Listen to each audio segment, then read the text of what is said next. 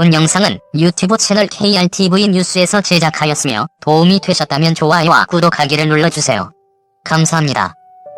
최근 발표된 국정감사 자료에 따르면 2015년 말부터 2020년 8월 말까지 총 11,659회에 걸쳐 국방과학연구소에 대한 해킹 시도가 있었다고 한다. 하루 평균 10회 정도라는 이야기다. 또한 해킹을 시도하는 곳으로는 한국의 국방 무기 체계에 지대한 관심을 보이는 중국과 북한으로 의심된다고 한다. 단지 두 개 국가만은 아닐 것이라 짐작한다. 둔자가 대충 공무원들이 근무하는 사무실의 IT 환경을 조금 알고 있다. 일반적으로 공무원들의 IT 환경은 외부 인터넷과 내부 인트라넷이 분리되어 있다. 한마디로 망이 분리되어 있다. 따라서 일반적인 점검만 제대로 해도 기본적인 해킹 시도에 뚫려 대량의 정보 유출이 지속적으로 발생하기는 어려운 상태이다. 문제가 된다면 인터넷으로 주고받아야 하는 이메일의 내용이나 인터넷과 인트라넷의 연결 서비스를 제공하는 서버가 뚫릴 경우이다. 이것도 관리자들이 정신 차리고 매뉴얼대로 관리한다면 큰 사고는 일어나지 않을 것이다. 하지만 문제는 내부자들이다. 방심하고 USB 메모리로 자료를 옮기고 난 후 관리의 부실로 분실 또는 방치하거나 혹은 상대방에게 매수되어 고의로 유포하는 경우 등일 것이다. 둔자가 제일 경계하는 부분이다. 국방과학연구소는 청와대에 버금가는 수준의 국방안보 자료가 상당수 존재한다. 전 세계를 주름잡는 대한민국의 전차에 대한 정보도 있을 것이고 개발 중인 급초음속 미사일이나 대한민국의 미래 핵심 전략 무기인 KF-X 자료도 있는 곳이다. 대한민국은 절대 만들어내지 못할 것이라고 비아냥도 깔끔하게 날려버린 AESA 레이더 자료도 들어있는 곳이다. 온라인 해킹이든 오프라인 배신이든 절대로 일어나서는 안 되는 것이 정보 유출이다. 대한민국의 국민임에도 불구하고 개인의 부를 위해 국가와 민족을 배신하는 대역적 외국노가 없으란 법은 없다. 이미 100년 전에 이완용을 보지 않았던가? 또한 정권만 잡기 위해서라면 무슨 지시든 서슴지 않는 세력도 있다. 아울러 대한민국을 영원히 노예 국가로 부려먹어야 직성이 풀리는 세력들이 사주를 받아 엉뚱한 음모를 꾸미려는 세력도 있을 수 있다. 국방과학연구소의 자체 보안 시스템이 절대 뚫리지 않도록 해야 하겠지만 국가정보원을 적극적으로 활용해서라도 국방과학연구소와 관련 민간기업 연구원들에 의한 정보 유출을 사전에 봉쇄해야 할 것이다. 아울러 해당 자료에 접근하는 사람들도 경각심을 갖고 2중 3중의 암호화를 하여 보관하도록 당부드린다. 20여 년 가까운 세월이 걸려서 실물 영접을 목전에 두고 있는 이 시점에 죽 서서 개주는 행위를 만들어서는 안 될 것이다. 이제는 다시 예전으로 돌아갈 수도 없고 절대 돌아가서도 안 된다. 앞을 보며 전진을 하면서도 뒷문이 잘 잠겨있는지도 항상 살펴보길 바란다. KF-X요. 빨리 그리고 안전히 나오기를 기대한다. KF-X 개발을 대하는 우리의 자세. 본 영상은 유튜브 채널 KRTV 뉴스에서 제작하였으며 도움이 되셨다면 좋아요와 구독하기를 눌러주세요. 감사합니다.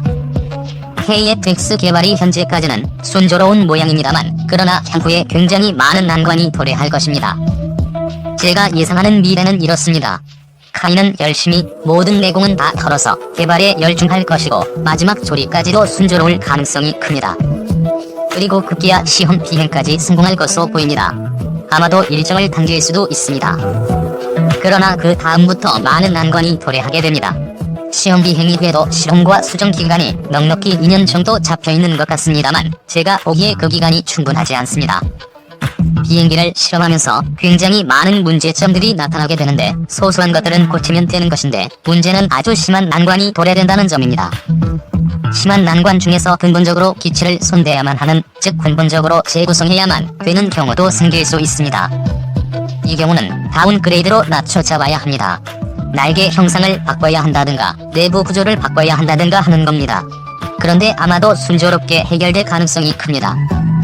심한 난관 중에서 두 번째 문제는 신기술이 들어가서 우리 힘으로 새로 개발된 구성품들의 성능 문제입니다. 이런 것들이 이론적으로 문제 없고 실험실에서 다 검증이 되었어도 완성된 조립품 안에서 문제를 일으키는 일은 다반사입니다. 이게 얼마나 다반사로 일어나는 일인가 하면 그런 일이 일어나지 않는 신기술 적용 제품 개발 사례라는 것은 아예 없다라고 말할 수 있는 정도입니다. 실험에서도 문제 없었고 이스라엘에서도 검증이 된 AESA가 KF-X에서는 성능 저하가 일어날 수도 있습니다. 우리는 아주 많은 경험 사례를 가지고 있지 않기 때문에 해결 불망으로 관측될 수도 있습니다. 이것만 있는 것이 아니라 수많은 개발품들이 기대 성능에 못 맞추거나 작동을 하지 않거나 해서 개발팀은 멘붕으로 몰아넣는 일이 여러 개나 올 겁니다. 개발에서는 그런 일이 수없이 일어납니다. 이런 문제는 잘 해결해서 제품으로 나오는 경우도 있고 결국 실패해서 프로젝트를 종료할 수도 있습니다. 그런 일이 일어나는 경우 언론에서 기자들 중 일부가 특종이나 얻은 듯이 대서특필할 것입니다. 그러면 이제 그동안 고개를 숙이고 숨어있던 반대 세력이 들고 일어날 것입니다. 거센 반대 논리는 국민의 많은 사람들에게 어필할 것입니다. 나는 이 점에 유의를 하고 있습니다. 연구 개발 같은 것을 안 해본 사람들이 말하기 좋아하는 사람들이 떠들어댔을 때 그때 KFX 개발진의 우리는 힘을 실어줘야 합니다. 그들은 그때 힘들어집니다. 대안도 적절한 것을 제시 못하고 우물쭈물할 수도 있지요. 그럴 때도 그들을 지지하고 밀어주어야 합니다. 2단계가 KFX 개발에서 가장 중요한 순간이 됩니다. 90% 수준밖에 안 되는 사람도 환경과 지원을 받으면 10%가 더해져서 합격할 수도 있는 것이고 110%인 수준인 사람도 발목을 잡으면 90%밖에 실력 발휘를 못할 수 있기 때문입니다. 지금 순조롭다고 응원하고 나중에 문제가 막 발생한다고 내치면 안 된다는 것입니다. 그럴 때도 더 응원해야 한다는 것입니다. 방사청, 한국형 전투기, 소형 무장 헬기 부품 국산화 확대. 본 영상은 유튜브 채널 KRTV 뉴스에서 제작하였으며 도움이 되셨다면 좋아요와 구독하기를 눌러주세요. 감사합니다. 한국형 전투기와 소형 무장 헬기 등에 들어가는 부품 가운데 국산화 비중이 확대된다. 방위사업청은 16일 올해 핵심 부품 국산화 개발 지원 사업에 참여할 업체를 모집한다고 밝혔다. 올해는 부품 국산화 활성화를 위해 11개 개발 과제로 확대했다. 현재 개발 중인 KFX와 LAH 등에 적용되는 부품 국산화에 주력할 계획이며 이들 과제 개발 국산화 기업에 앞으로 5년간 약 300억 원이 투입된다. 핵심 부품 국산화는 무기체계에 사용되는 핵심 부품 가운데 수입하는 부품을 국내 제품으로 개발하는 사업을 말한다. 중소기업이 주로 참여하지만 일부 개발 과제는 대기업과 중견기업도 참여할 수 있다. 최종 참여 업체는 과제당 최대 100억 원 한도 내에서 개발비의 75%를 최대 5년간 지원받게 되며 개발 성공 때는 수의계약으로 납품할 수 있다. 이밖에 방사청은 방산업체의 적극적인 참여를 유도하고자 체계 개발 때 국산화 부품을 적용하는 업체의 기존보다 높은 방산 원가 이윤율을 보장할 계획이다. 부품 국산화 이윤율은 기존 3%에서 10%로 확대된다.